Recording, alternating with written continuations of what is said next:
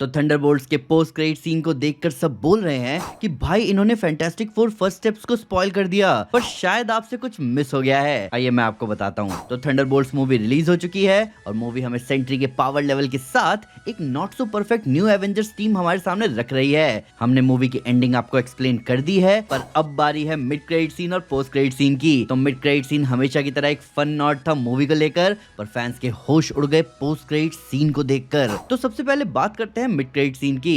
तो Thunderbolts movie का mid credit scene influenced है मूवी की एंडिंग से, कि कैसे वेल ने अपने आप को जेल जाने से बचाने के लिए थंडरबोल्ट्स को तुरंत न्यू एवेंजर्स बता दिया। अब मार्वल सिनेमैटिक यूनिवर्स में एवेंजर्स की एब्सेंस के बारे में बहुत टाइम से बात हो रही है। इसका सबसे पहला मेंशन एटर्नल्स मूवी में हुआ था, जहां एटर्नल्स आपस में डिस्कस भी करते हैं कि एवेंजर्स के जाने के बाद उनकी जगह वो लोग ले सकते हैं। फिर अभी captain America brave new world में भी प्रेसिडेंट रॉस ने सैम विल्सन के कैप्टन अमेरिका को अपनी एवेंजर्स टीम बनाने को कहा, पर लास्ट में सैम और रॉस आपस में ही लड़ रहे थे। फिर अभी थंडरबोल्ट्स मूवी भी इसी सवाल के साथ शुरू हुई कि एवेंजर्स के जाने के बाद लोगों को कौन बचाएगा, खासकर तब जब अमेरिका से भी पावरफुल और एडवांस्ड नेशन एग्जिस्ट करते हैं। अब इस बड़े से गैप को कौन फिल करेगा, और यही रीजन भी था कि वेल सुपर सोल्जर सीरम के अल्टर्ड वर्जन पर एक्सपेरिमेंटेशन करवा रही थी, जिससे अचानक सामने आया अर्थ्स माइटीएस्ट हीरो यानी सेंट्री। और सेंट्री के वॉइड फॉर्म को संभालने के बाद थंडरबोल्ट्स, जो कि खुद भी एक मौके की तलाश में थे, उन्हें द न्यू एवेंजर्स बना दिया गया, एक परफेक्ट सॉल्यूशन एवेंजर्स के ना होने पर। अब बात आती है कि क्या पब्लिक इन्हें एक्सेप्ट करेगी। इसके बारे में हमें मूवी के मिड क्रेडिट में ही पता चल गया, जहां लोग डिवाइडेड है इस न्यू एवेंजर्स टीम को एक्सेप्ट करने को लेकर। एक जगह तो #NotMyAvengers लिखा हुआ दिख रहा था, पर रेड गार्डियन यानी एलेक्सी को इन सब से फर्क नहीं पड़ता। वो जब मूवी के बीच में येलेना और बाकी सभी को अपनी लिमो से लेने गया था, तब भी मेंशन कर रहा था कि ये टीम कुछ महान करने के लिए बनी है, और इस टीम की शक्ल सीरियल बॉक्सेस पर होनी चाहिए जिनमें इनके छोटे छोटे टॉयज हो। और ये बात सच हो गई मूवी के मिड क्रेडिट सीन में। थंडरबोल्ट्स, जो अब न्यू एवेंजर्स बन चुके हैं, उनके सीरियल बॉक्सेस पर फोटो आ रही है, और एलेक्सी शॉपिंग करते हुए एक दूसरी शॉपर को उन सीरियल बॉक्सेस के बारे में बता रहा है, और ये भी दिखा रहा है कि बॉक्स पर उसकी शक्ल है। वो शॉपर एलेक्सी की शक्ल पहचान नहीं पाती और न्यू एवेंजर्स के सीरियल बॉक्स को साइड में रखकर चली जाती है। ये फनी था, पर कम से कम रेड गार्डियन को वो चीज मिल गई जो उसे हमेशा से चाहिए थी, एक हीरो बनने की ग्लोरी। अब बात करते हैं मूवी के पोस्ट क्रेडिट सीन की। तो ये पोस्ट क्रेडिट सीन मार्वल की हिस्ट्री का सबसे लंबा पोस्ट क्रेडिट सीन है। ये 2 मिनट्स 54 सेकंड्स का पोस्ट क्रेडिट सीन हमें 14 महीने बाद मिलवाता है न्यू एवेंजर्स से, जो कि अब एवेंजर्स टावर, जिसका नाम वॉच टावर है, वहां से ऑपरेट करते हैं। और उनके सामने एक प्रॉब्लम आ चुकी है।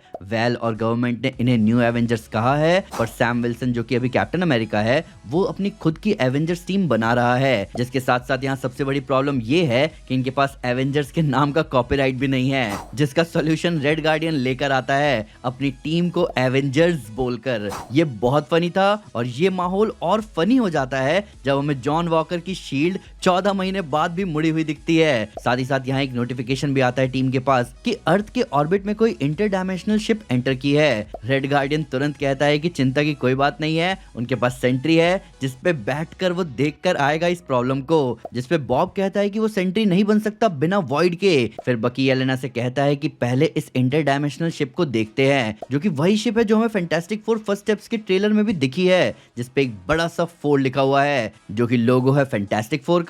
जिसके साथ साथ यहाँ बैकग्राउंड में फैंटास्टिक फोर का थीम सॉन्ग भी बजता है, जिसका हिंट क्रेडिट्स में हमें पहले ही मिल गया था म्यूजिक की लिस्ट में। अब यहाँ कई सारी चीजें हैं डिस्कस करने को।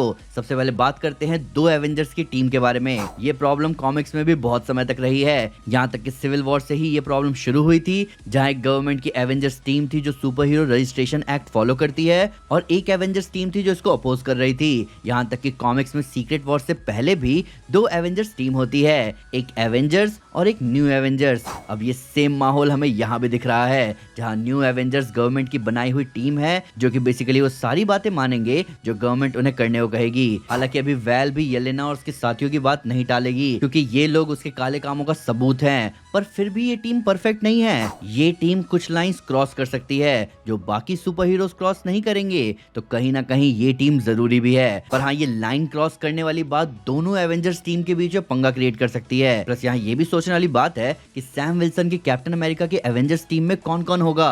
अभी एवेंजर्स डूम्सडे की कास्ट लिस्ट से ये क्लियर है कि इस टीम में फिलहाल सैम विल्सन के कैप्टन अमेरिका, वॉकिन टॉरिस का फैल्कन, मे बी थॉर ओडिनसन है इस टीम में, शूरी की ब्लैक पैंथर, एंटमैन, शैंग-ची और शायद नमोर भी यहाँ हो सकता है जो इनकर्जन की प्रॉब्लम से डील करे एवेंजर्स डूम्सडे में। अब बात करते हैं दूसरी प्रॉब्लम की कि बॉब सेंट्री नहीं बन सकता बिना वॉइड के।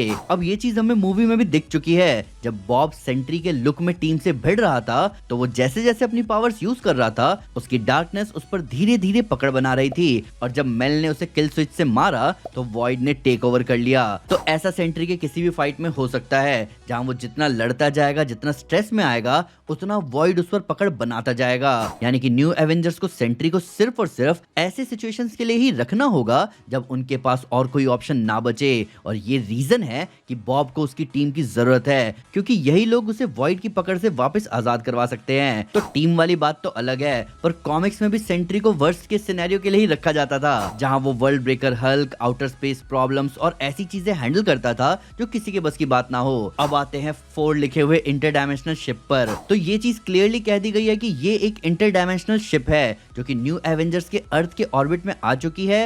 ये दूसरे डायमेंशन से आई हुई शिप है। ये नजारा देखते ही मैंने कहा कि भाई पूरी fantastic four first steps movie spoil हो चुकी है, क्योंकि इससे समझ में आ रहा है कि फैंटास्टिक फोर का अर्थ बर्बाद हो गया और वो लोग अपनी शिप में इंटरडायमेंशनल ट्रैवलिंग करके यहाँ अर्थ 616 में आ गए। पर हम बहुत जल्दी चीजों को जज कर रहे हैं सिर्फ और सिर्फ शिप पर लिखे 4 की वजह से। हाँ, ये शिप वही है जो हमें फैंटास्टिक 4 के टीजर और ट्रेलर में दिखा, पर क्या गारंटी है कि इस शिप में फैंटास्टिक 4 ही होंगे?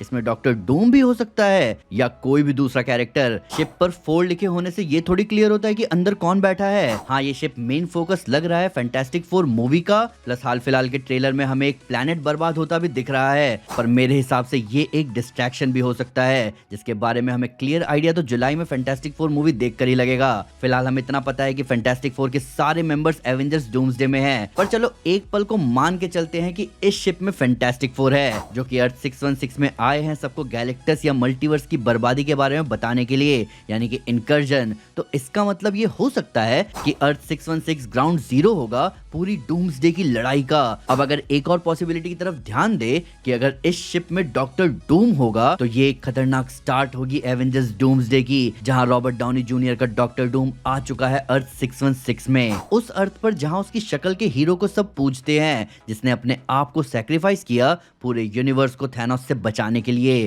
कॉमिक्स में रीड रिचर्ड्स को जब कोई रास्ता नहीं मिलता अपने अर्थ को इनकर्जन से बचाने का, तो वो एक लाइफ राफ्ट प्रिपेयर करता है ताकि मल्टीवर्स की बर्बादी के बाद भी वो कोई सॉल्यूशन ढूंढ सके सब कुछ ठीक करने के लिए। पर मैं अभी भी कहूंगा कि इस शिप पर फोर्ड लिखा होना एक डिस्ट्रैक्शन हो सकता है। पर आपका क्या कहना है इन दोनों क्रेडिट सीन के बारे में? क्या हमें सेंट्री का अल्टीमेट एक्शन डूम्सडे में देखने को मिलेगा? क्या फैंटास्टिक फोर अपने प्लेनेट को नहीं बचा पाए, या डॉक्टर डूम आ रहा है डूम्सडे लाने? कमेंट सेक्शन आपका है, खुलकर बात कीजिए। वीडियो अच्छी लगे तो लाइक जरूर करें और चैनल को सब्सक्राइब करना ना भूलें। साथ ही साथ एक स्टेप आगे आकर अपने फेवरेट चैनल को सपोर्ट करें मेंबरशिप लेकर। Thank you guys, this is Aman Sinha and you are super super.